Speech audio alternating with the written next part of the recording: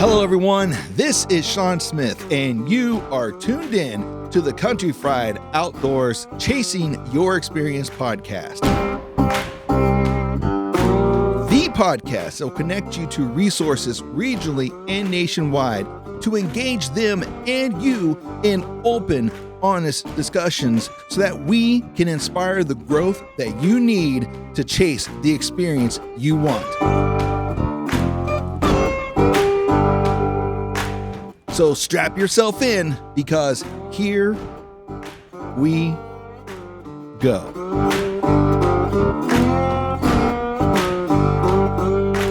Hello, everybody, and welcome to another episode of the Country Fried Outdoors Chasing Your Experience podcast. Season is just around the corner, and by the time this airs, some people whitetail season has started, and some of us are still patiently waiting for another week or two.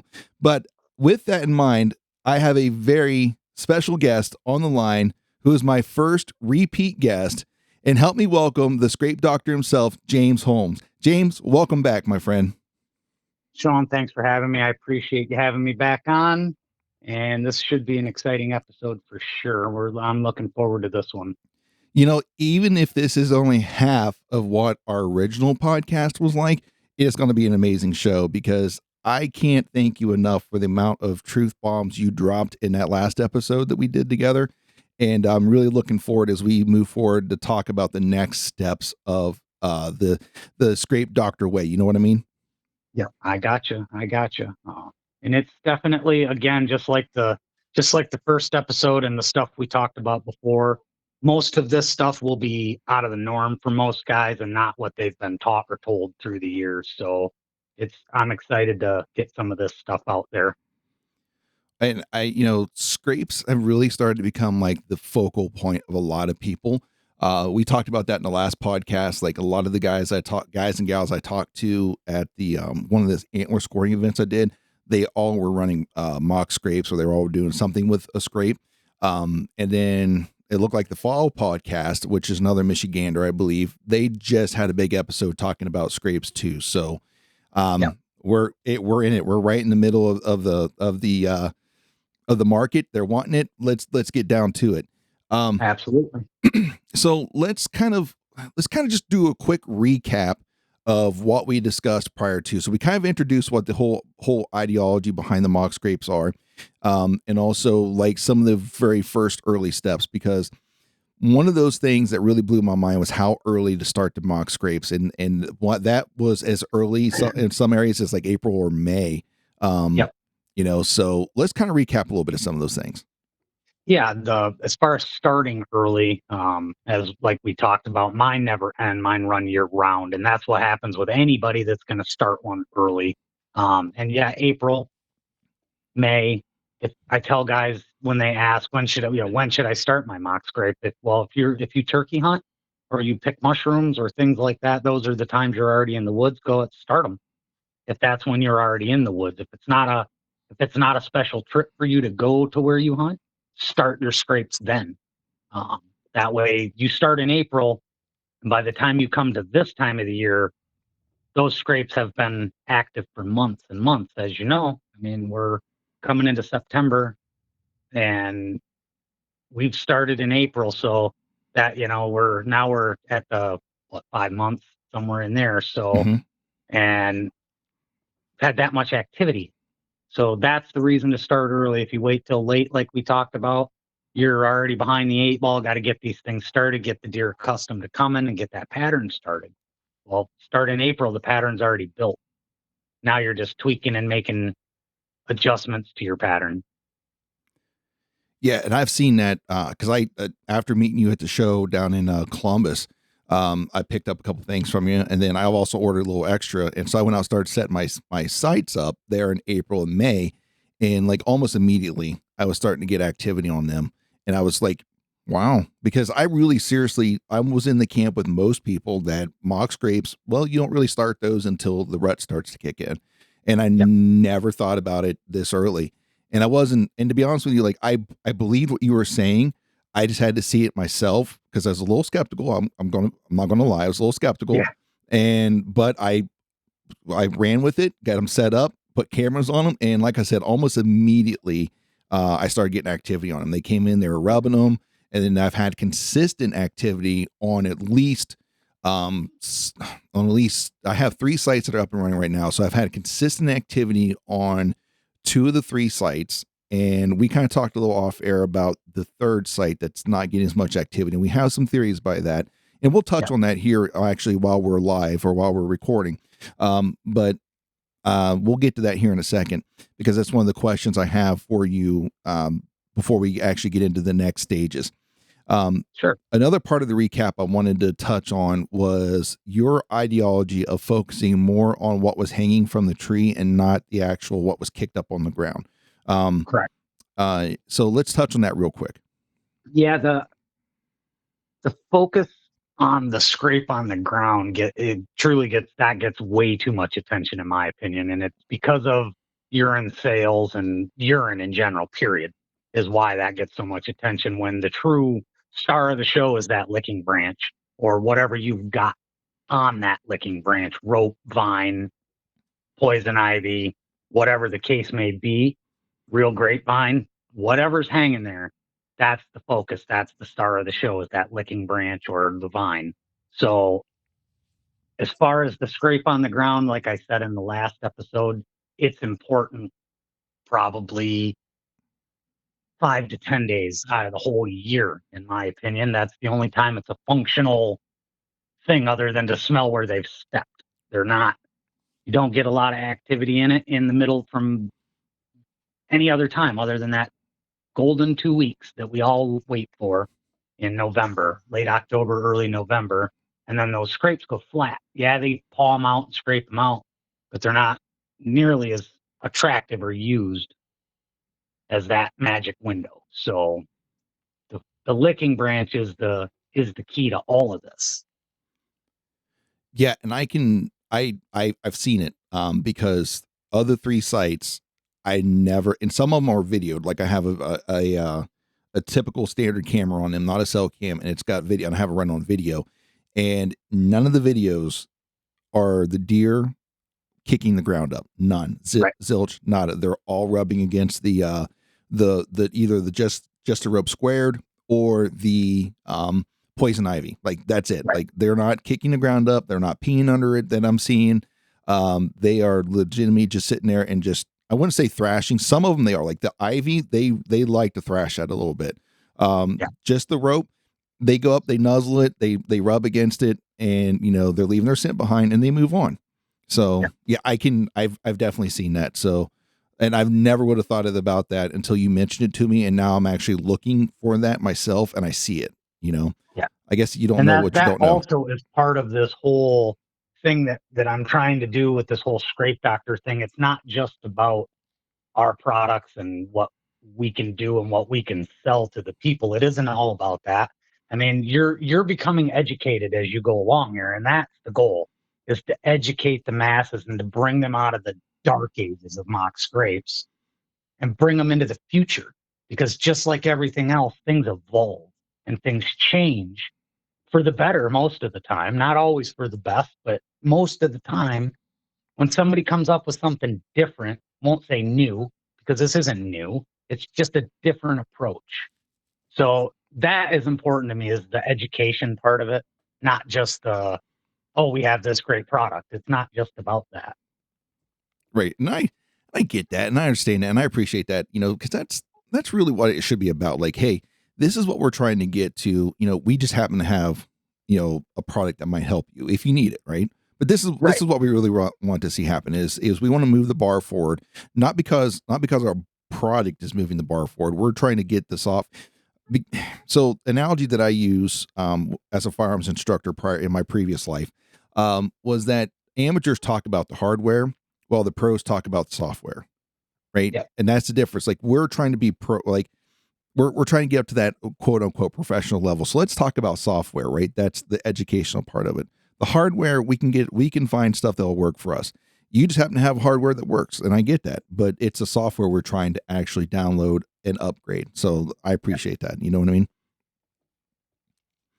So let's that's a good recap of what we discussed. And of course, we talked about different types of scrapes and stuff. But I want to touch on a few of the questions that I had since we first met, and since I've been running the running all these mock scrapes.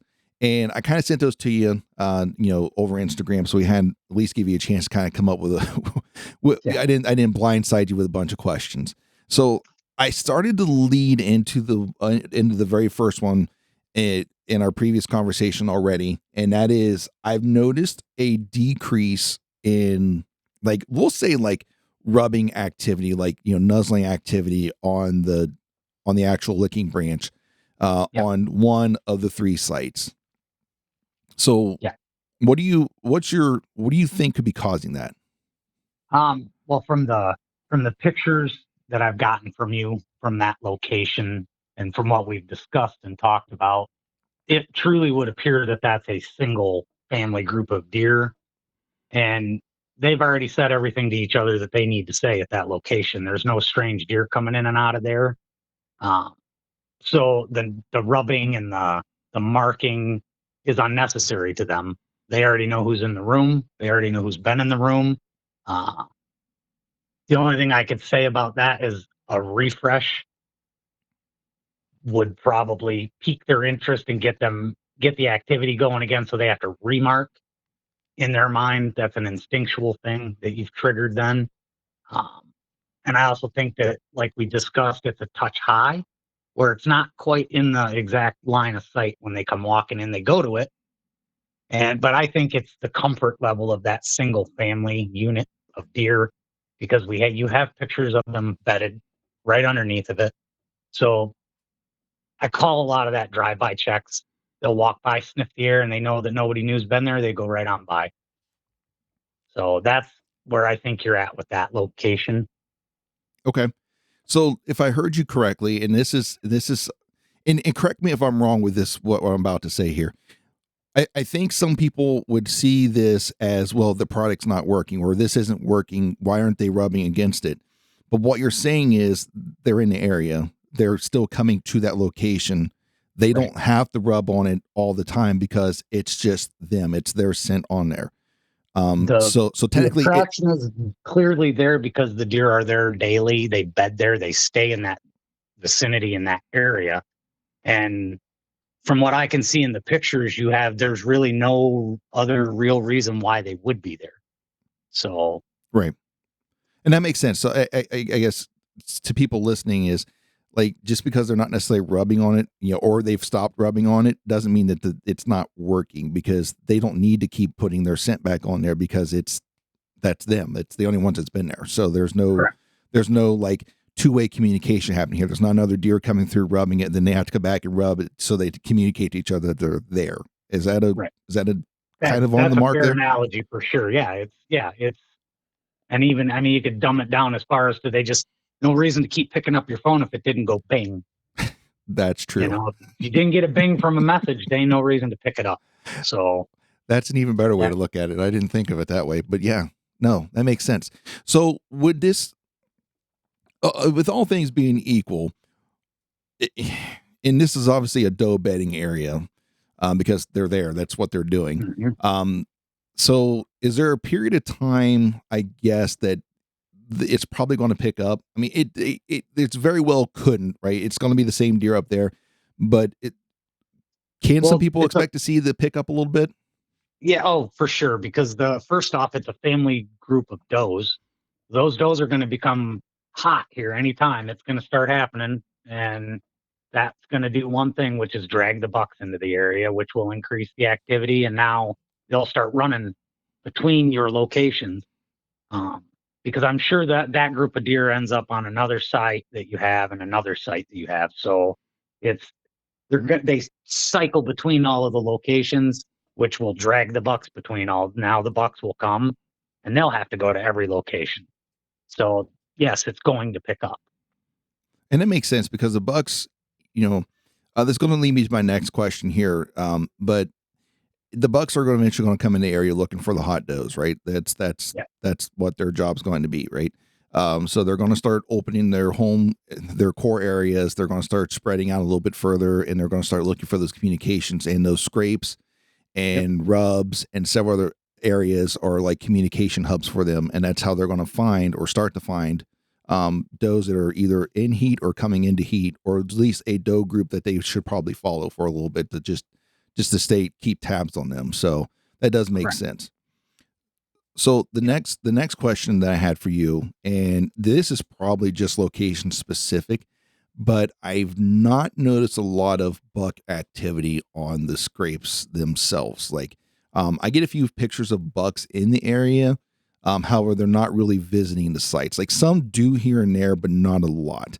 Is that Right. is that normal for this time of year? It it's honestly normal for every time of year. Um, Sometimes and it could flip at any moment. You could end up with 3 or 4 bucks at one time coming to a setup that you have, and the does will quit coming. It'll, the bachelor groups will cycle through. Hmm. And again, like you just said, it may be the location where it's at. They may not like it. The bucks may not like that spot. You remember, you picked it, not them. Correct. So the does are there, and as long as the does are there, the bucks will continue to be there even now. And as we progress forward, those bucks are still going to be in that area because they know the girls are there, so we're going to stay.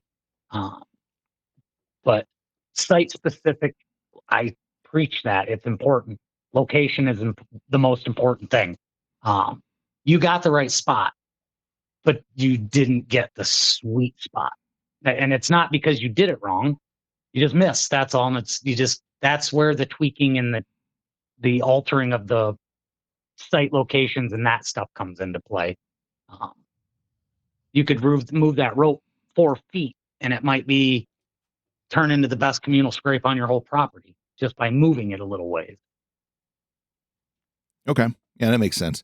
Um, I, so would I guess you've seen a lot more of this. You've seen a lot of more examples of this, or you have followed along with a lot of people in their journeys in this. So as the fall progresses, right, and we start getting closer, will the buck activity start to pick up on those sites? Absolutely, 100%. Because this is the instinctual part of this, where those bucks need to seek out the does. Now they know by instinct when it's the right time to go look. Well, where are we going to find these does? We're going to find them where they left their mark, which is going to be on a licking branch somewhere. And the more of those licking branches I have on my property, the more sightings I'm going to have of these bucks um, scattered all over my place. So yeah, it's going to pick up without a doubt. Um, and the daylight will pick up too. The daylight activity, we've already started to see the uptick again Mm-hmm. back towards daylight once it cooled off again a little bit. Yeah. Yeah, I've got one where the ivy sits. I've got that's the one I've got some buck videos from. Mm-hmm. One or two decent bucks are coming. I actually got coming up to it. Then there's a few that are just kind of in the area, kind of moving through. Yep. And like in my mind, like as the season progresses, I think that one's going to be one of my big hot spots Yep. because it sits in the travel corridor between two bedding areas, Yep. and there's seems to be and I get good activity on that one. There's another one that's another good spot, but like I said, the one where the ivy's at is where I get a lot of the buck activity. So Okay. we'll Yep. see. We'll see. And that one could actually become your communal spot, truthfully, if it's in that corridor, like you said. So Oh yeah, it's without some serious in-depth right. talk between you and I and some aerial pictures and some other stuff, I could get you set up pretty easily. So We might have to do that one day, but I got an idea. I got some previous history on that spot where bucks will start to travel that yep. and as the season progresses, like I get them here and there, like I said, here and there in their bachelor groups, but once the velvet comes off and they really start getting keyed up, they start traveling that. So Yeah. all right. So here's the next question that I have. And I think Yes. it's going to bring us into the main reason behind this podcast. And that's the next steps of this. So we discussed off air. I've got a few more ropes that are sitting here that I still need to hang.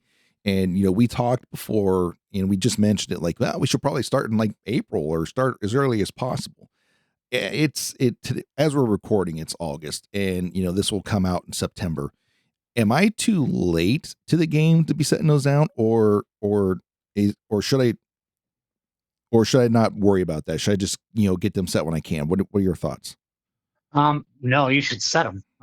You're never too late to the game because they're always going to be interested in licking branches and all of that stuff. They always will go there. So now you're not too late because, like we talked about off air, we've got the Woods and Water Outdoor Weekend coming up, and that's September 6th, 7th, and 8th, and we'll already be gone by the time this airs. But a lot of guys will buy stuff there and will ask that same question. Well, when should I put it out? Well, as soon as you leave here is my answer. Go there and put it up. Um, so now you've hung it, it's there. Now it becomes your year-round thing. Just leave it there now. Don't bring it in at the end of the season like most guys make the mistake and bring their stuff off out of the woods. Just leave it there. So no, you're not too late. Okay. Is there like and this might be, if I need to clarify, let me know. With the coming into this stage of the game, is there like a specific area that or type of area I should be looking for at this stage versus like a setting it in April? To really like optimize or maximize the location? Because of honestly, because of what's in the woods as far as ground cover and foliage and all of that. Um, I'm specifically looking for old scrape sites, locations, or new ones that they're still using, natural ones. Mm-hmm. On my place, obviously, you're talking about your own property specifically. Correct. And so you find those and you branch from there. Um, you find all you have to find is one or two good scrapes, old ones even. Mm-hmm. And if you've got any kind of, deer knowledge or woods knowledge, you can find the rest of those relatively easily. And then that's where I branch from there and I start creating mass amounts of scrapes fast to get that activity to start going my direction. One or two scrapes won't do you any good if you find one. You need to make 10 or 15 immediately. Okay. So that's what I'm keying on is old scrapes or new scrapes, like I said, that are fresh. And then start making your licking branches from there. All right, I got you. That makes sense. That area, the other farm that I'm going into, we've got a little bit of history there too. We got some old scrape lines and stuff that will make sense for me to go down and try to start to branch off of those. That one sets up weird, mostly because of the cattle that's in that one too. Mm-hmm. Some of the areas that we can hunt all of it. It's just some of it is just it's hard to get away from the cattle sometimes because they like and they're inherently attracted to the licking branches too. So if they get in one, they're not going to leave it alone. Yeah, we've ran into that with mineral sites too. Yeah, we quit feed sites, mineral sites, any of that stuff. They're attracted to it. Yeah, we've tried to hunt the fringes the best we can, or at least set up on the fringes when we do stuff like that the cattle for the most part can't get to. So yeah, but the way that farm sets up, like I'm trying to think, I've got a pretty good area that I could set up in. It's just that the issue is like, it's a very small finger of like wood line that comes out. And mm-hmm. I know they travel it, but that was like very, like it's almost like a needle in a haystack moment to actually catch them there. Because of, there has to be the right situation for them to be there. And, I don't know. We'll see how that goes out. I got some ideas now after talking to you about where to go with those. So, yeah, but hey, season's not too far away. And, we talked a lot about what scrapes are, what to look for, and some of the earlier setup ideas. And I know you're chomping at the bit. I'm chomping at the bit too, to kind of know what the next steps are. So what are we looking at here? We're getting ready to go into September. Season's coming. Then that dreaded October lull's coming. What's our next steps here? Well, we're, like you said, here we are in August now. Everybody's chomping at the bit. We talked about the weather. It's cooling off at night, making everybody they're ready to go. These guys wake up, it's 50 degrees and we're ready to go. And So now what we do is what I do and what I try to get other people to follow along with here is, okay, we're coming to September when the velvet's getting ready to come off. We're starting to see some serious aggression already. Um, just got sent a video this morning where a nice buck lowered his head and smacked a smaller buck around a little bit. I mean, antler to antler contact, full velvet still. And we see more and more of that now. And it's an instinctual thing that we're triggering with the scrape magic. And it's, I don't think I've ever seen quite this much aggression this early, which is from now until the velvet comes off. That first week of September is when I pull out the stops personally and start to light these scrapes up like I would going into November. I'm not afraid of that. I let it go, and then let the chips fall where they're going to fall, because most generally it creates the earliest chasing and running around like crazy you've ever seen. So I blow the scrapes open on the ground, really light up my licking branches. I don't put anything in the scrapes. I just make them big at that point and go from there. And then once that velvet comes off, every scrape I make from there forward is fully geared towards catching a rutting buck chasing does. So that's the next steps. Yeah, because we talked about that in the first one. Like when you first go set a mock scrape, you don't want to kick out a huge area because it's just unnatural to them. But Yep. at this stage, though, now's the time. Is what I'm hearing you correctly. Now is the time to go out there and just blow that scrape up. Like make it big Yep. and refresh those licking branches like really well. Right? Is that what I Yes. heard? Yes, you did. That's what I'm telling you, is to really, really light up your licking branches, refresh them good, get them going, and then you'll run into that first 2 weeks of September, and they'll be on fire. Okay. So by the time this airs, like people probably should either have started that or they better go like as soon as this, as soon as As soon as this airs and they hear me say you should light this stuff up, they should go light it up. they should be in their trucks on their way out to their spots to go do it, right? Yeah, or on the website ordering some scrape magic, one of the two. To get restocked. I'll tell you what, Correct. I've got some. Well, I got obviously when I first purchased from you, that stuff goes a long way, and It does. it goes a It long does. way, and I like it. I gotta say I like it. So all right, so it's mid September or early September. We go in and we blow our scrapes up. We start refreshing. Um, Yep. And this is we should start to see an increase in buck activity at this point. You're going to see a huge uptick in buck activity, because not only have you gone in and opened up these scrapes and done all of that, you've now increased the amount of scrapes on your property. Well, I have anyway, Mm-hmm. tenfold from what was already there. If I had 20 scrapes on the ground running, if I had 20 licking branches going, I'm now going to have close pushing 100 by the time by the time this airs. I'll have 100 or more active licking branches. And clearly, they're not all going to have a camera on them, because that's not feasible. Right. That's a lot. But there will be a very clear and definite pattern of visits on the licking branches that have cameras on them.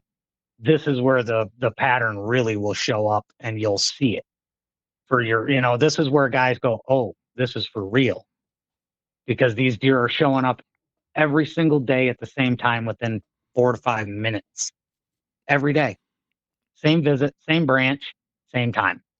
Don't be late for work, kind of showing up. Right. So, and I think we covered that the last time too, a little bit about the consistency that this pattern creates. All right. So I got two follow-up questions to that, right? Yep. The first one is, and it's kind of a two-parter. What is the average size farm that you or hunting ground you work with people on? If you had to take an average, what would it be? It's right around probably 40 to 60 acres seems to be the average. Yeah, But there are a whole bunch of them that are small. Yeah. Under 20. Yeah, I was thinking that 40 to 60 acre like ballpark figure in my mind too when I was thinking of average, because I'm going to ask, but I figured I'd ask you because you deal with more individuals than I do. I just base a lot of mine off of the very small group I talk to. Yep.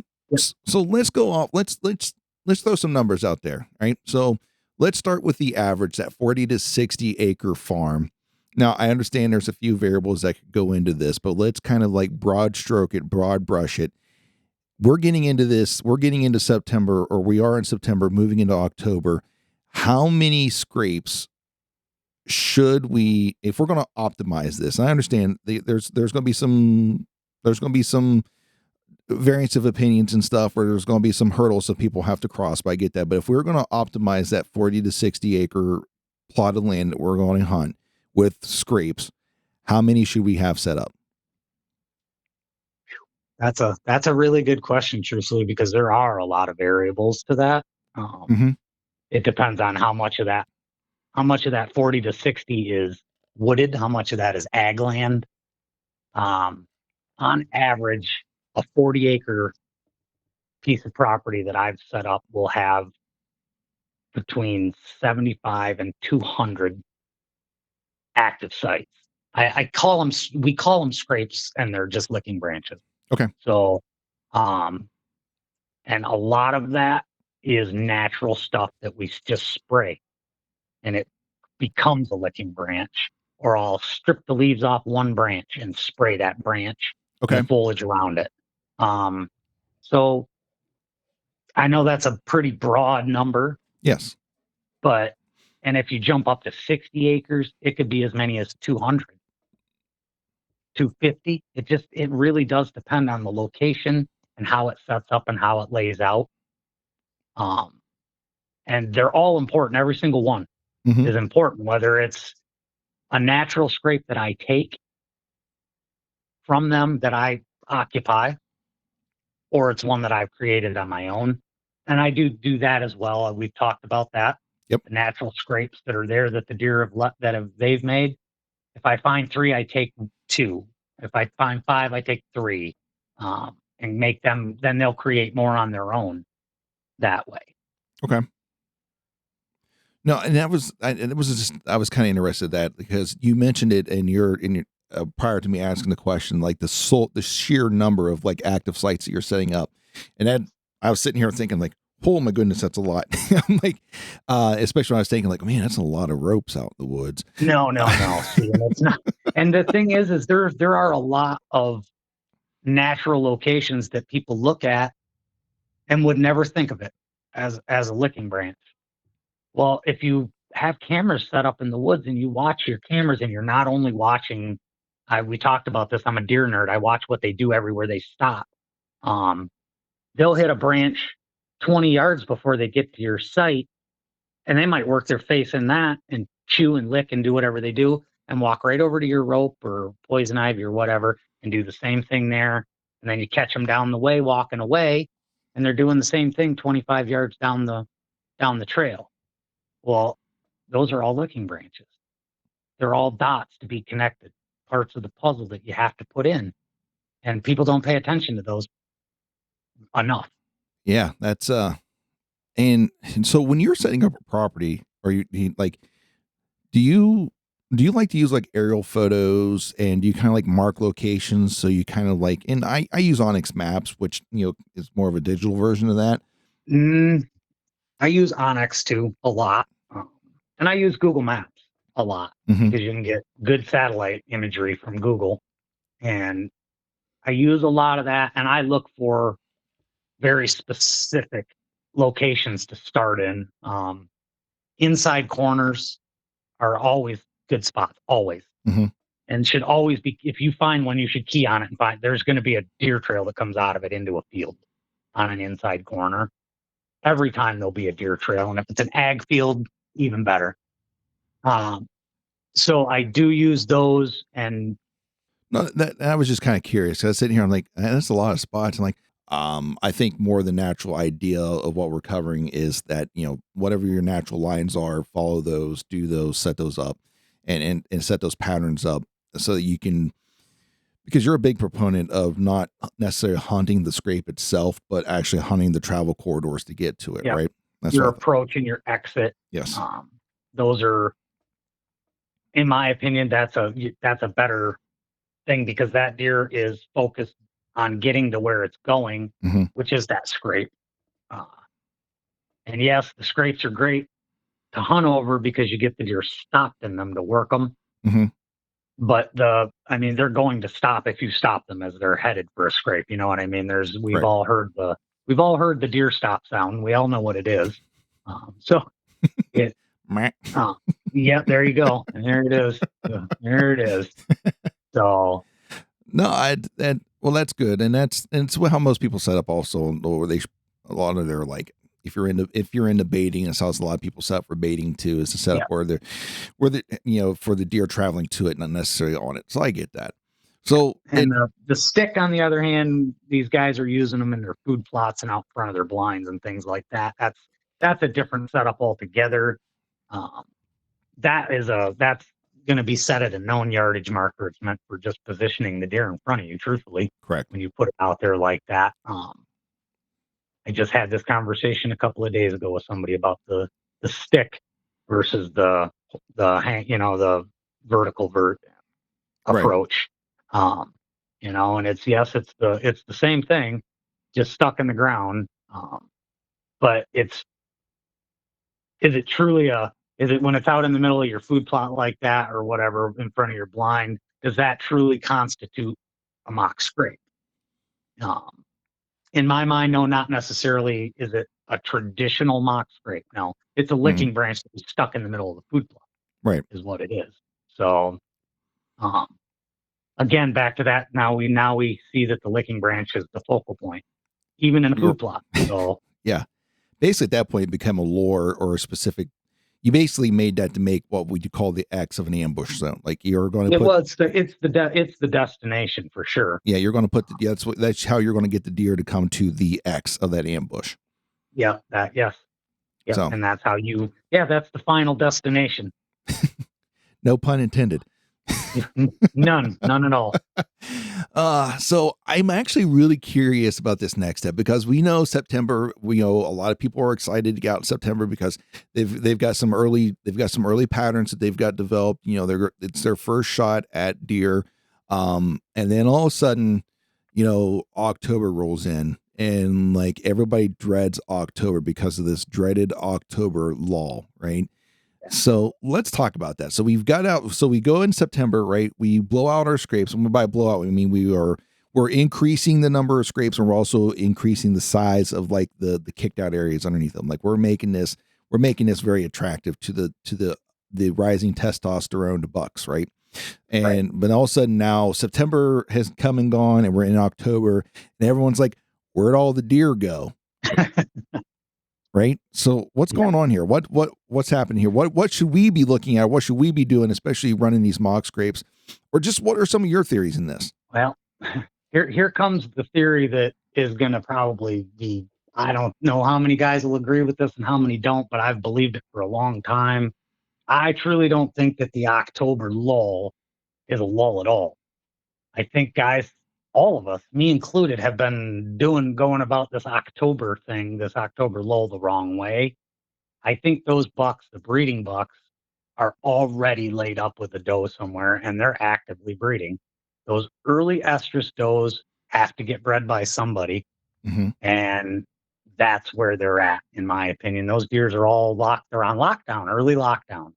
Just like happens in November when everybody can't figure out where the bucks went. Well, they're locked down with the does where they went. And my opinion is that's where these bucks have gone. And the littler bucks, the younger bucks that we see that are still kind of popping in and out when we see them, while here comes this huge rush of bucks chasing, and they're everywhere. And it's those younger 2.5, 3.5 year old deer that we see flying around going crazy. And I think those deer have been just laid up, getting angrier and angrier and angrier. And then they just can't take it anymore. The testosterone explodes and out they come Mm-hmm. looking for a fight. Well, those early does have already been bred. So now they're on the chase, and we know what happens after that. It just gets better and better for us. But my opinion is the October lull is just lockdown early. Simple as that. Yeah, and that's an interesting take on that. Because I've heard and I've theorized a couple things. Like one of it is that their food sources are changing, so they are transitioning from one food source to another. That's one thing I've heard. The other thing is that there's more human activity into the woods, so the older bucks know this, and so they kind of go back into wherever they want to go, right? And I'm sure there's some challenges to that theory itself, right? Um, Yeah. and then another one is that, well, obviously, testosterone's building, so these deer don't want to be around other deer anymore, because they want to be isolated, especially the bigger bucks. Like they don't, as the testosterone builds, they become more hermits and curmudgeons, and they don't want to be around other deer Right. until the time's right. And they start working their patterns and things like that. So and I never really thought of it about deer coming in early, because most people will tell you, and every biologist that exists, and don't take this as I'm arguing. I don't want to. I'm actually just making a statement. Most biologists will tell you that most breeding in our area occurs about the early mid to mid November, based upon fetus studies, things like that, is when most of the breeding occurs. However, that's the most, right? That doesn't Yeah. mean that deer are not coming in earlier, and deer don't come in later. I've had many opportunities, or many times that I've seen fawns, small fawns, still in spots come October, and that's a late bred doe. Either that was a yearling doe that came into estrus late in the cycle, and then you also kind of see some that are a little bigger than the other ones. So like, well, where'd this come from? And that's kind of interesting. I've never really heard any theories about what age class of deer would be coming in early like that. Because I know the younger ones are later. Generally, they come, if they make body weight, they come in January. And that's, I'm talking about our area up here. Florida, Alabama, Mississippi. You guys have some weird rut rut periods, so it's kind of hard to nail that down. So, but that's an interesting theory there. Yeah. And It's interesting, and I'm sure it'll raise some eyebrows, but well, it is what it is, and it's just my opinion. It's what I believe happens. right. And so let me ask you that. So what have you seen, or what has like led you down that road to think that way? Um, Honestly, it's been a culmination of watching this pattern that I've been building. And I see these bucks bedded inside this. I call it my buffer zone with the does. At that time of year, it'll be a single buck and a doe Mm-hmm.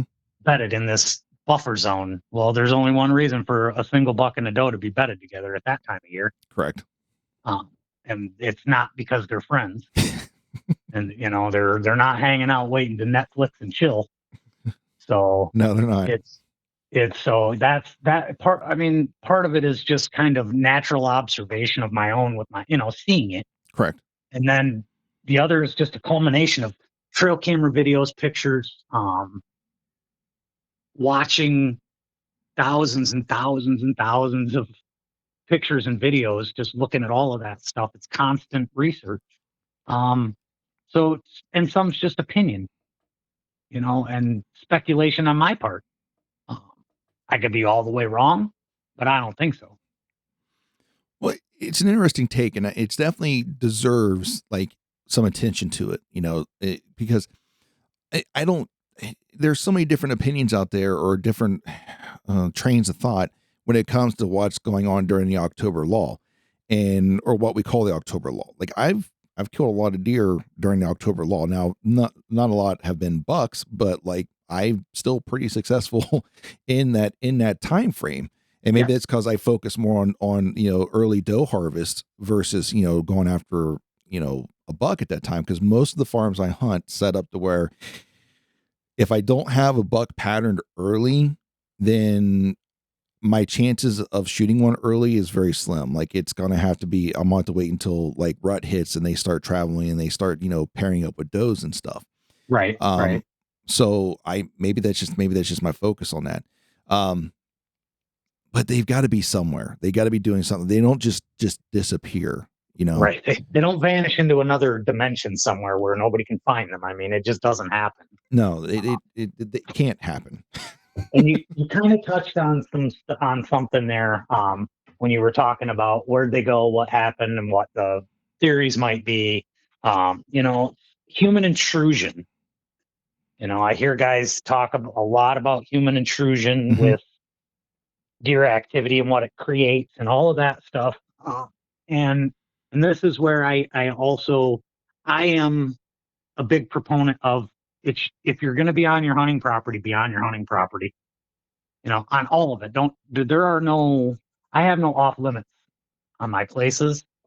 And places that I set up for other people, it's if they have a space that they immediately say, well, we can't go in there, that's our sanctuary or whatever. Okay, it's their place. You know, it's their property. I don't necessarily have a place like that on the spot that I hunt, the place I hunt. Um, and I'm on my place a lot. There's a lot of human activity there. And on my place, it doesn't affect anything at all. It does not create any ill effects, and it's because of the pattern that I built, because of the deer are used to me. But with all of that said, I also, that first week of September is the last week that I really do a whole lot of anything. I stop. Like we just talked about them, we're going to go to the woods and water weekend. I won't go back on my place again until I hunt after that weekend. That'll be it. I'll go in there before we do that show, and that will be it. We won't go back in until we hunt. Uh, because at this point, everything's done that needs to be done. All the maintenance is done. Everything's set. We're ready to go. It's time to hunt now. So that's what we do. Yeah, because that's a lot of prep going into that too, and that's I think when I first started thinking when I first started thinking mock scrapes, okay, I go set 1, 2, 3, 4, right, or you're something in those areas, Yeah. but now we're talking like a large spider web of them. But if you think about it, to be honest with you, if you actually walk around the woods long enough, you're going to see a lot of scrapes, right? Yeah. So that's not too far fetched to think that that's how many we're going to be going out there and creating or refreshing or something that we're doing, right? To Yeah. get the deer's attention on that. So that during October, then, so you've already said there's not a whole lot more that you're going to do after that first week of September.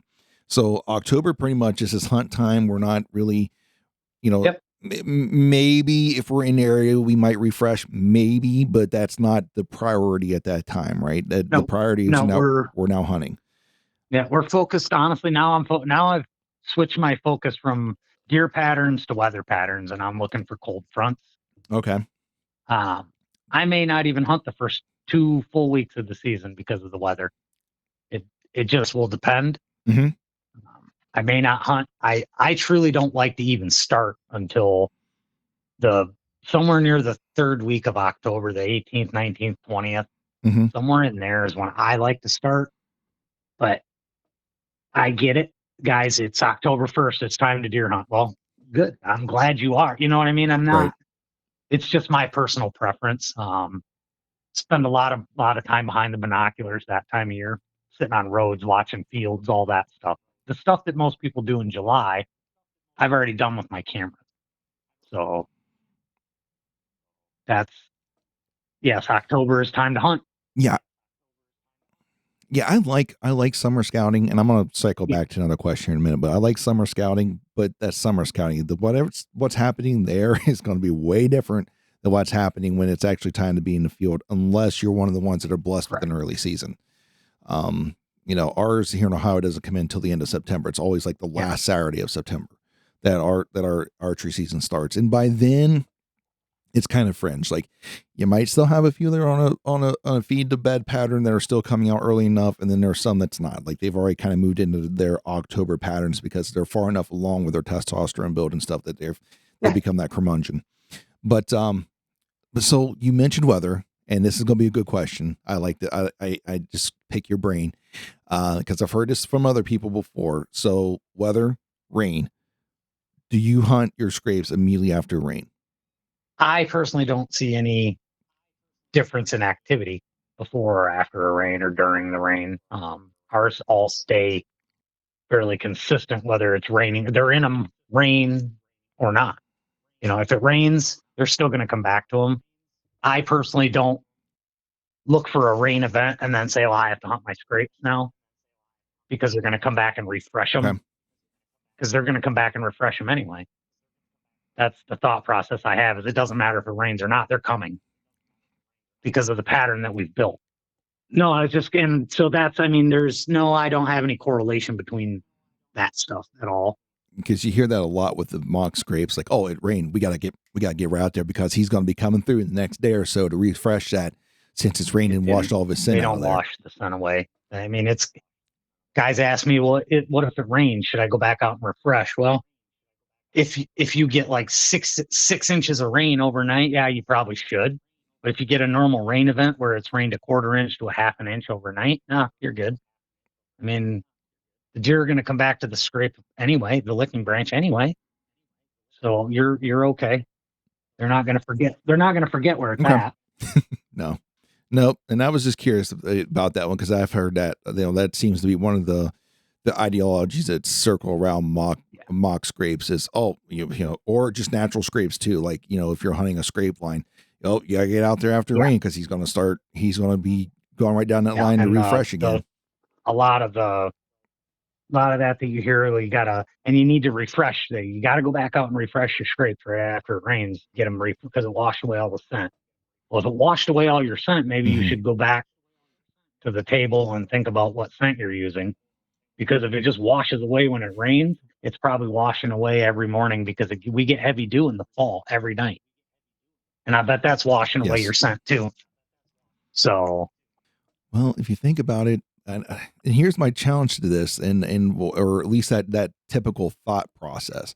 It's like, why is it during the winter you see deer licking their noses trying to smell you? It's because it's dry air and it's harder for them to smell when it's dry. Like wet holds scent a lot better than dry. So so that's one of my big challenges to that whole premise of, well, it washes scent away. And to be honest with you, as a younger hunter, like we try to set our stands up either immediately before a heavy rain or some rain event, right? Or at least get out there when it and try to, I don't know, maybe it started to rain on us while we're there because I don't like to set stands when it's raining because it gets slick and that's kind of a safety concern for me. But you get what I'm saying. Like we try to set them then because the whole premise was it's going to wash our scent away. And then the more I've started to learn about how animals, how scent molecules work with animals, and that whole just watching deer in the winter when it's dry, like you have that dry, cold air, they're sitting there licking their noses, not because they're trying to warm their nose up because it's frostbit. No, it's because they are trying to get that moisture there to help actually pick up those scent molecules, which, that's some next level thinking there for a minute. And I was like, well, that totally shoots the idea of using rain to wash my scent away. It's just going to make it worse. That's also why you'll get a lot of these trail camera pictures and videos. You'll see a deer standing away from your mock and they're licking their nose and back and up and down, up and down. Well, that's what they're doing. They're just adding that moisture to pick those molecules out of the air because they're downwind. You can bet they're downwind. Scent checking that. So, yeah, it's definitely interesting. There's a lot of nerdiness in deer if you pay attention. Could spend all day.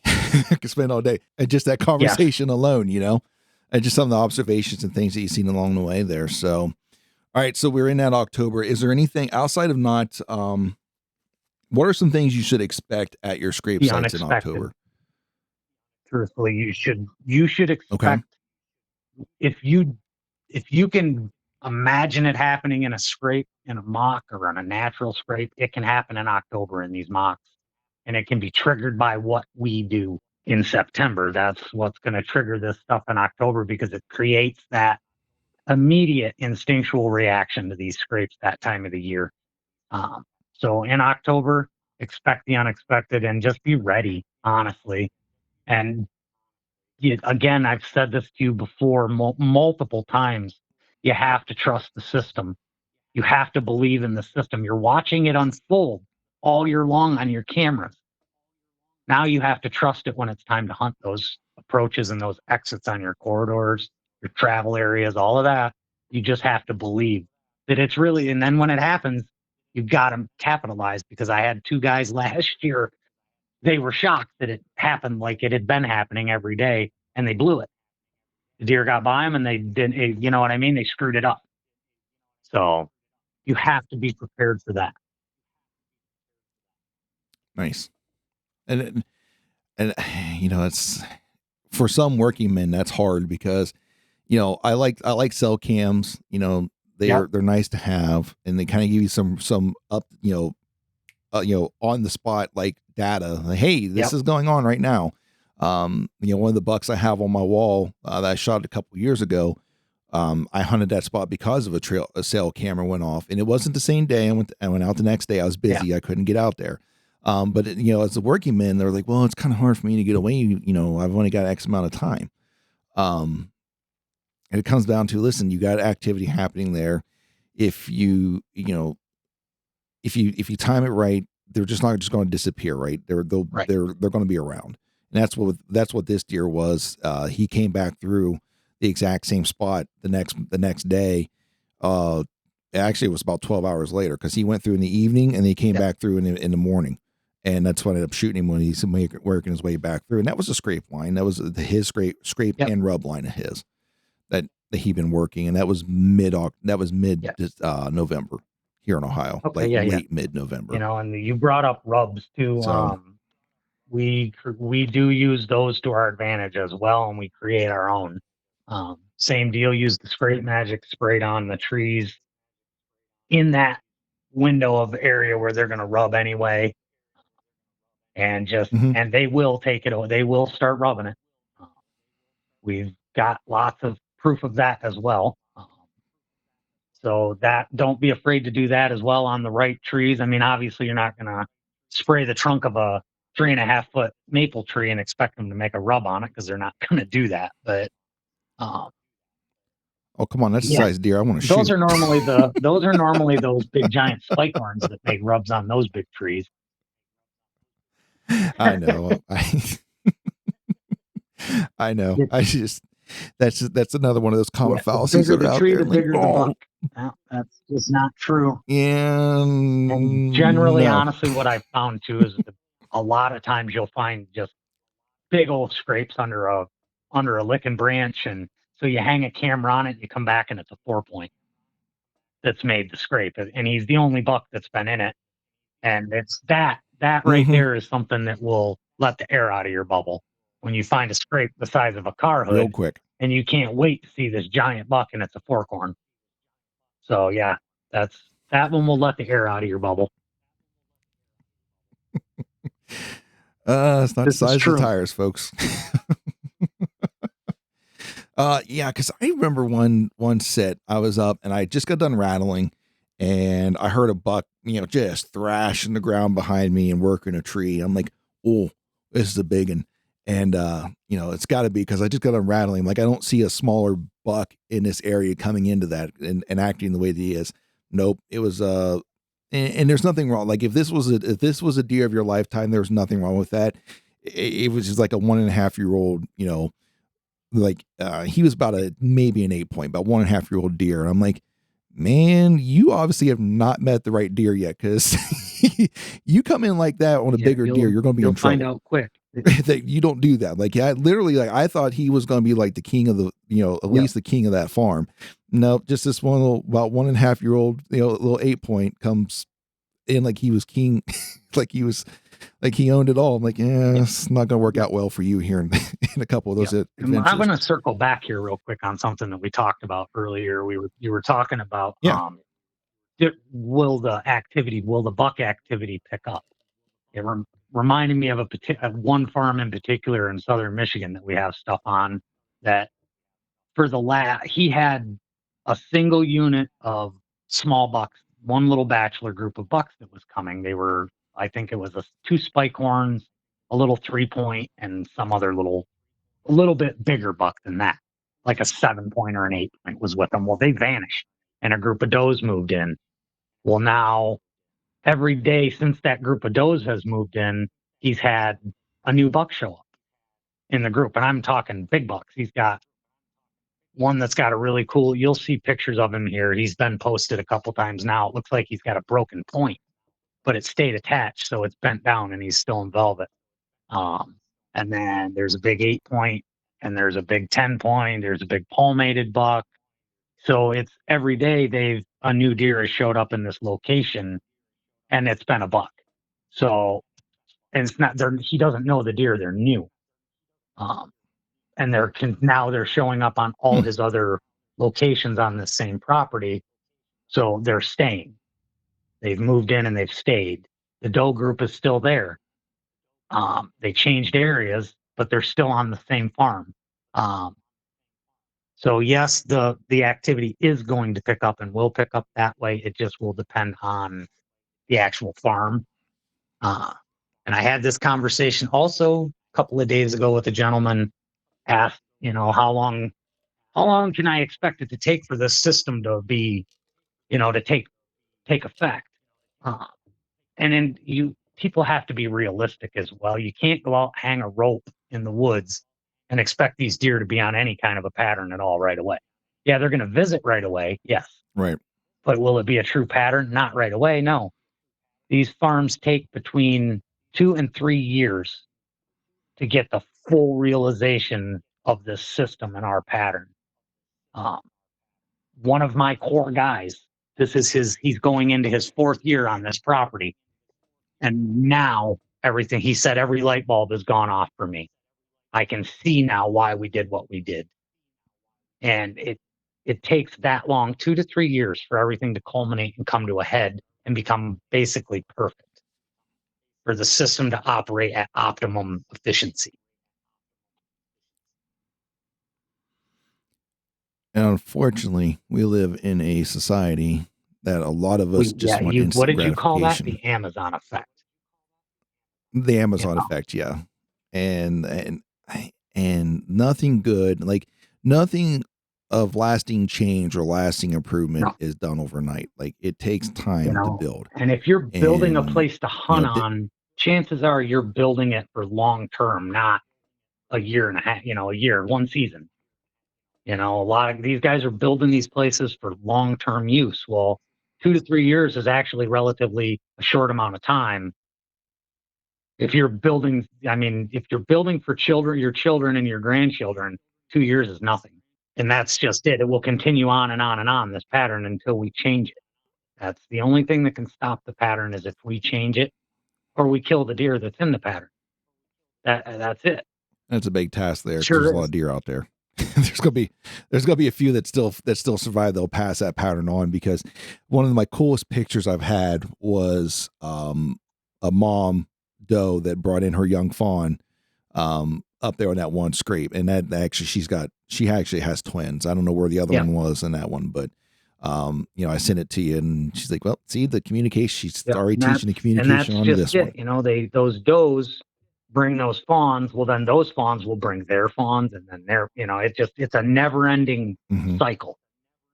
I get more excited to see the does and the fawns on my licking branches than I do the bucks. They're the ones that control everything. The does, they're the boss. Correct.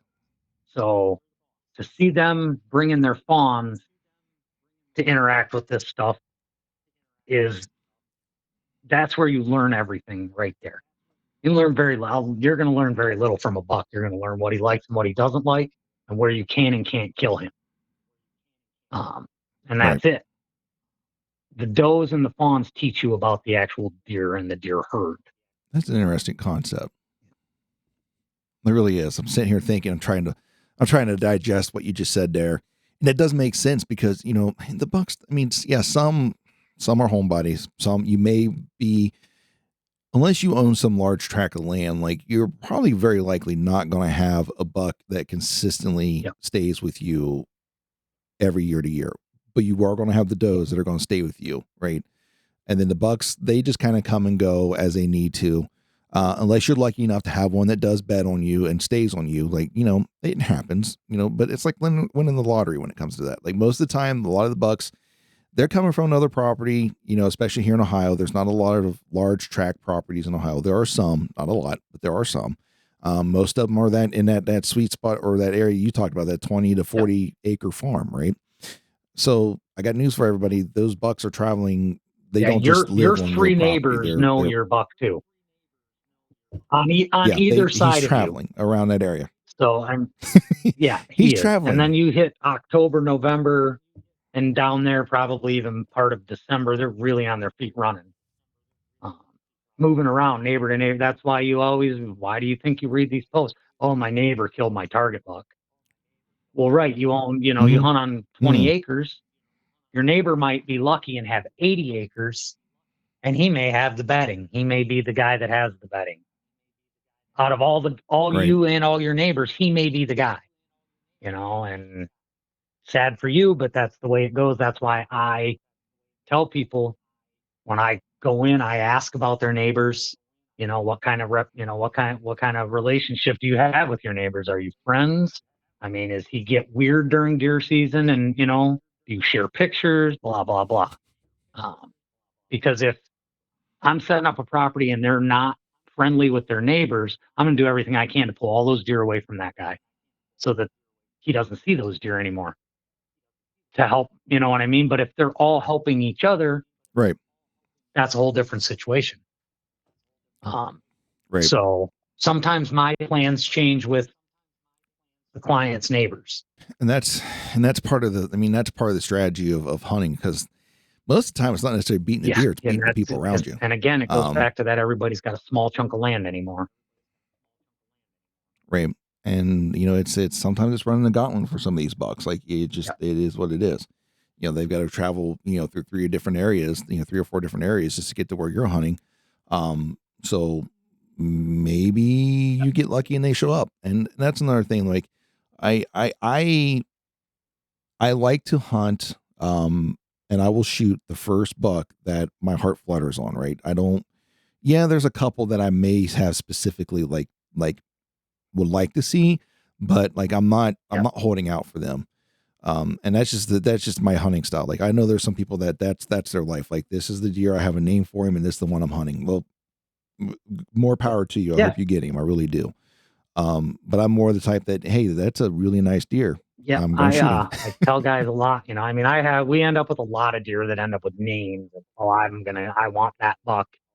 That's cool. And I do let a lot of other deer go, waiting for specific deer, but there are some deer that are game time decisions. If that buck walks out and I really get a heart flutter, he's probably gonna get it, Mm-hmm. and that I've shot a lot of deer through the years and a lot of bucks, and even now sometimes a weird little 6 point will make me way more excited than a big 8, just because something weird about him. I, so I Mm-hmm. agree with you on that. I'm a game time decision guy most of the time. Yeah, you said about that 6 point getting you more excited. I got to send you a couple photos. There is a old deer on one of the properties. It's the one I don't have Hmm. anything set up on, and like if I was going to target a single buck, like he's going to be it. Because I got like 4 or 5 years, at least 4 years of pictures of him, and he's got the weirdest rack. Like there's not much to it. I really seriously think he's an old deer, and Yep. he's just at that point of where this is it, right? He's well beyond any of his glory days. He would Let's just put it probably go that to the way. top of my list quickly. Yeah, I would like, and I'm hoping, and I got faith. Like I got to get him set. I got to see what happens, but I'd like to get him on a pattern to where I can actually get him, because I see him in photos. Like I get him. I know he's bedding somewhere close to that farm because I get him early Yeah. morning or in the evening. So he's somewhere bedding really close to that farm. I am yet to see him on the hoof live, right? I get photos of him, but I'm yet to see him on the hoof live. And if I do, he's done. And like he's not going to score well. If he makes Pope and Young, I will be really surprised. He's not going to. Like he's 100 inch, if that. But I'm telling you, this is a Yeah. big deer. He's an Yeah. old deer. And so I'm hoping that I can get him on a pattern going out there with this, with your products or your system, Yeah. just your system in general, because I really Yeah. seriously want to shoot him. And but it should be interesting. So yeah, I get that point with the just these oddball deers, because he's really odd, and I hope I have, because I had pictures of him last year. I hope he's still alive, that he's made it, because I really seriously don't think anybody's targeting him. And the most people that are out, hunting the style they want to hunt, I get that they're looking for score. They're going to pass this deer up 100%, Yep. especially in Yeah. Ohio, because you get one deer, one buck. That's it. And so they're going to pass him up, especially if they are score hunters. And if you are, don't take offense that I don't that's you. Like, I'm okay with that. Right. But this deer, like, I really want to kill him, because it's just There's just something about mature deer. It doesn't matter how many points they have, honestly. I mean, a mature buck is a mature buck. right. They get up 7, 6, 7, 8 years old. They're different. They're different. They are a totally different animal. And you pattern those deer and keep those consistently coming, and you've really truly done something. If you can get those 6, 7, 8-year-old bucks to continually frequent a mock scrape, mhm. you've done it right for sure at that point. Yeah, he's one of those ones that obviously he's not a fighter. Yeah, He's beyond they that. normally aren't when they get to that point. He's beyond that stage of his life, and he's definitely a loner. I never really get photos of him with other deer ever. Yeah. So he's definitely he's that old hermit that lives out in the woods somewhere that He truly may nobody not talks have ever to. been, probably was never really a breeding buck. You know what I mean? He probably Right. wasn't one of the heavy breeders in the area. Right. Or you'd see that genetic. You're right. You'd see what he's carried for antlers his whole life in You're other deer. you're right, and that's true. I don't see it out there. Like, so I don't know. My farm's loaded. I had one deer like that on our farm that I called Evander because he was missing part of one of his right ear, where it got tore off somehow, and so I named him Evander. And he was just a big 6 and a 7 point. He alternated back and forth. Mhm. I saw him one time on the hoof, dogging a doe, and I couldn't get him to stop at about 50 yards, and he wouldn't stop to get a shot at him. It was the only time I ever laid eyes on him live, and he vanished. I thought we thought the neighbor killed him. He thought he killed him. He sent me pictures, and I said, that's not him. And he's dead. He's gone. He vanished. But our farm was loaded with his antler genetics. And I Yeah, do believe that he was breeding with 2 or 3 does only on our farm. So, but that's another story for another day. it is. It is. So we've worked our way through October, or up until October. Now, Yep. I'm going to leave this up to you. Do you want to dive into Sweet Rut, or do you want to schedule another record together and kind of go, the next stage? What do you want to do here? Well, how about we touch on the beginning of Sweet November, and then we'll leave it at that. And then maybe we can do another run through the rut and then late season. Okay. That sounds good to what me. we do to get our stuff prepared to go into the long wait, is what I call it. These guys that end their season in December, early part of January, and now that's it for them. They're done until April. It's the long wait of winter. But you might be surprised how much activity and action you get in your mock scrapes from January to April.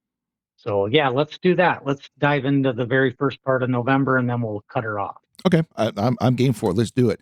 So the law, quote unquote law, we'll just do it that way, right? Is now coming to an end. We're getting into that sweet time, right? The Halloween is either here or it's real close, and we're starting to get in that really that sweet time that most whitetail deer hunters are excited for here in the northern part of the country. So let's talk. What are we doing here?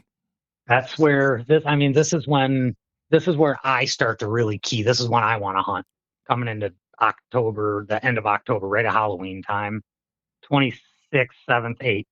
Starting in there, that's when I really start to focus on the weather and look at the cold fronts coming.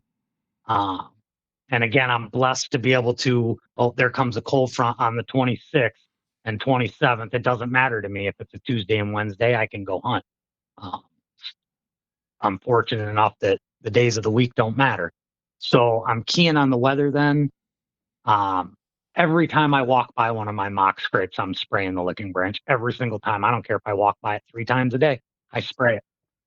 I don't overspray. A couple times as I walk by, I don't stop and just keep on going if I'm walking by them.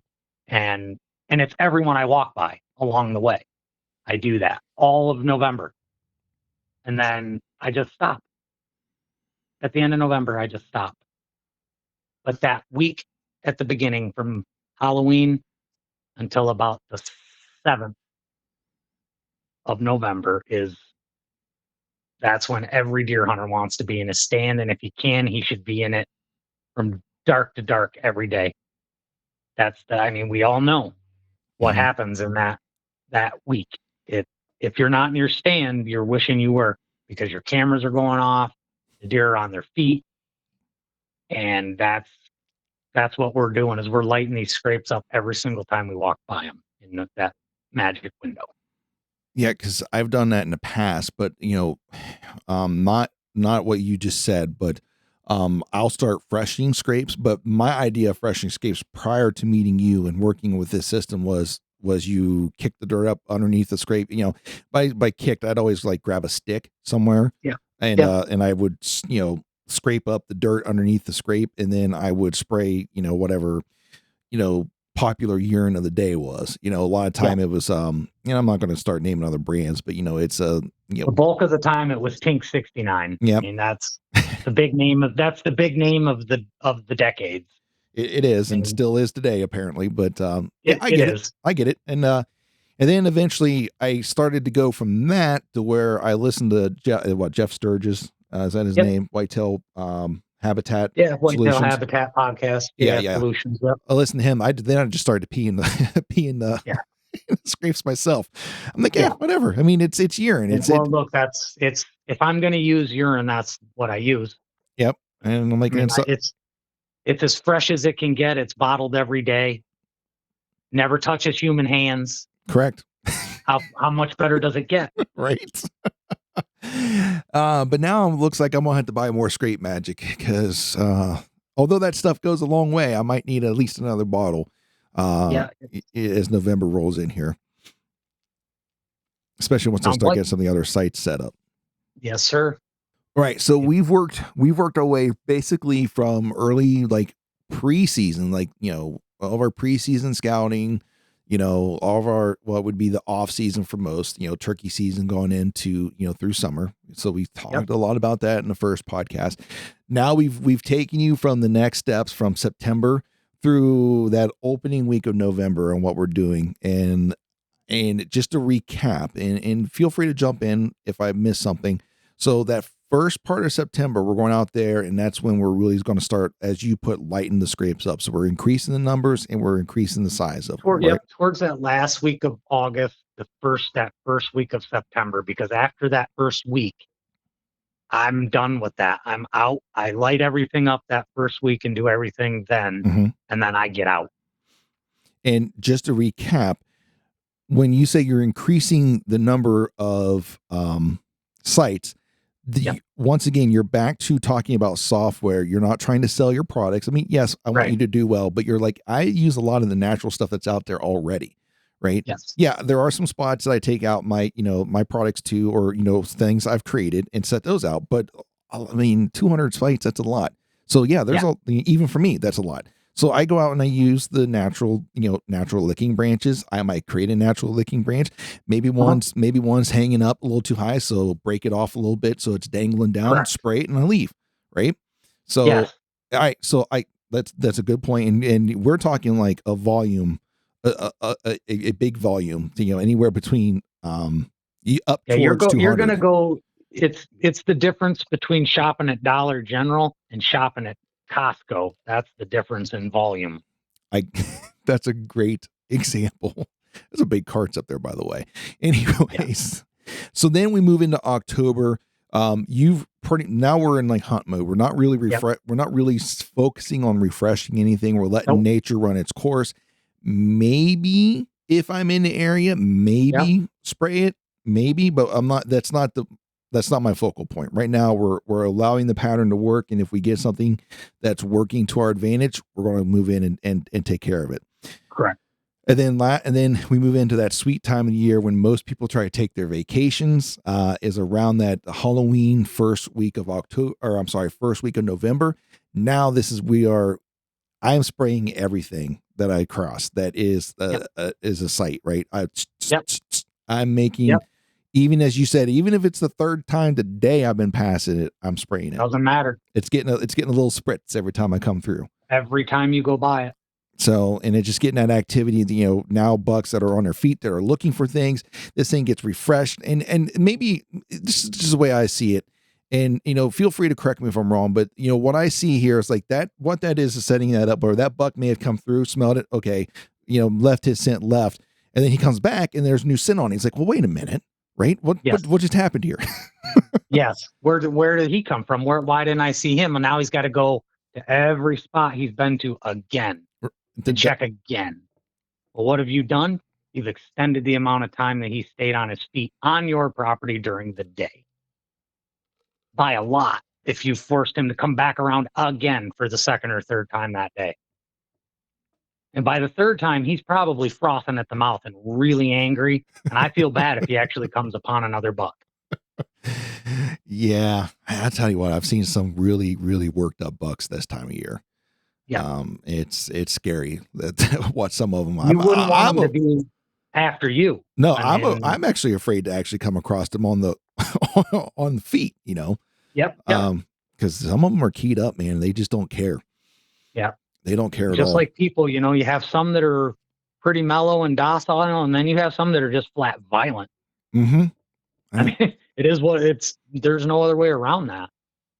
And unfortunately, the violent ones don't last very long. They usually get themselves in trouble pretty quick. Yep, they're the ones that get taken out first. Yeah, they get a little too aggressive, and they come to the wrong setup. Well, and those are the deer that. Well, those are honestly the deer that I'm focused on those deer. I'm looking for them because our system triggers that deer. Mm-hmm. To become violent immediately. Because like I just said, some people like deer. Some deer choose violence. I woke up and chose violence today. Yeah, I got out of my bed and I'm mad and I'm going to go whoop somebody. Well, if you think about it, right? You're going through and you're spraying a new scent in his area that, this is my area, dang it. And then it's well, look at it this way. It's like this is your hunting spot, right? You own this, right? And all of a sudden you come through and there's somebody walking through it. Like, what are you doing here? And then you leave, you get them out, you come back, you got another person walking through it. And like, all of a sudden you're down to the point now where you can't leave, or you don't feel like you can leave because as soon as you leave, someone else is going to be in here hunting your spot. And hey, Sean. Yeah. Just to interrupt you real quick here. Do you realize that the light bulb just went on in your head? The light bulb is blazing bright inside your head right now. I wonder why I was getting bright in here. There you go. That's it right there. Where the smoke was coming from. Like, that makes a lot of sense now. Like, hopefully it makes sense to other people too listening to it. Like I don't know how it can't. That's about as simple as it gets there. Certainly is. Well, so we've pretty much worked through, and I think we're at a good stopping point here. What do you think, Jeff? Yeah, we're at a good stopping point. So I look forward to, we'll get something scheduled. We'll get the season rolling. We'll get something scheduled, and we'll talk about the last part of November rut, whatever you want to call it, right? And then into that off season, and that might be our last one of the series until like next year. Maybe we'll touch base again. Who knows what might come up between then and then. Yeah, who knows? We could. Yeah, you're right. There's a lot of stuff that can come up. So outside of that, we're at a good stopping point, like we said. Is there anything you'd like to add? Is there any I'll just put it this way. You have any final shows you guys are coming to, where people can come see the product, get their hands on it, look at it? Just that one that we talked about earlier, and it will already have come to pass before this airs, September 6th, 7th, and 8th. Yeah, you're right. In Lake City. So just that one will be the last one until next February. We'll be back in Shipshewana for that show at the Mech Center there. That's normally like Valentine's weekend, somewhere around that time usually. But we will be there for that. So Yeah, you're If right. you're not Amish and you hear this, come on out. Anymore, yeah, probably get canceled for saying this anymore. I think some of the Amish are listening to this too. So, I'm pretty sure that they are. or maybe not this podcast, but they are listening to some. It's almost hard not to listen to something today in today's world. Like everyone's got a digital device somewhere. It's hard to get away from it. So, Absolutely. I mean, you really seriously have got to try, and I don't have that much try in me. No, me either. Me either, Sean. I don't have that much try in me. All right. Well, is there anything else? Anything else you'd like to add, or anything you want to divulge before we cut this off? No, well, we can just close this out with that thing that's always coming out of my mouth everywhere I go, everywhere I type. So just remember that memories are forever and they're free. So get out and make some. James, I don't think I could say it any better myself. So, James, the Scrape Doctor, once again, thank you so much for spending the last, we're on an hour and a half. You and I have probably been talking for about almost 2 hours now.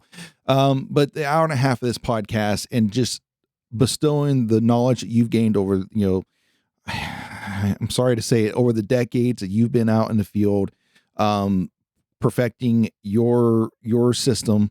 And now it's offered to the people, and you're out here offering this knowledge to people to become better in the field. And I appreciate that. And I love the fact you're focused on the software versus the hardware. Yeah, the hardware is here. We got it for you if you want it, but let's focus on the software. Let's make you better and educate you so that you can better utilize the tools, even if it's not ours, to be successful. And I appreciate that about you and what you guys do. Ladies and gentlemen, I appreciate you guys for taking the last hour and a half of your day to come listen to myself and James talk about mock scrapes and that next step.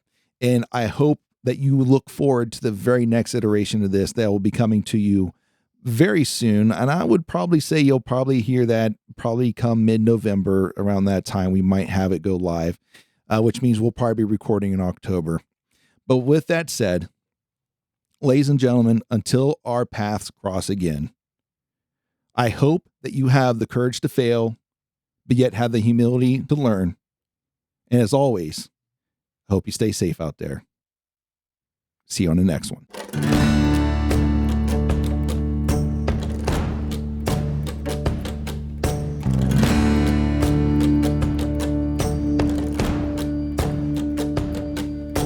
Thank you for listening to the Country Fried Outdoors Chasing Your Experience podcast. Before you go, don't forget to leave us a review and follow the show on the podcast platform of your choice.